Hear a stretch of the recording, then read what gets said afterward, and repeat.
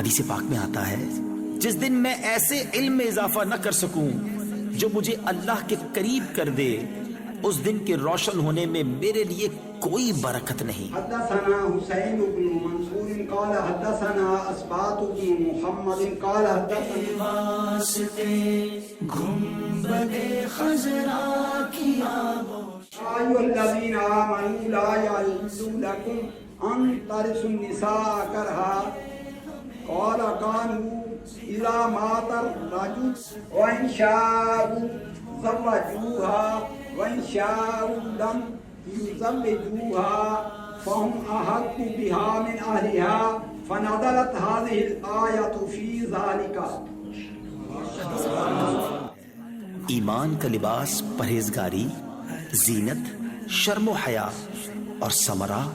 علم ہے۔ دے دے سی ہم کو ایمان و یقین کی روشنی،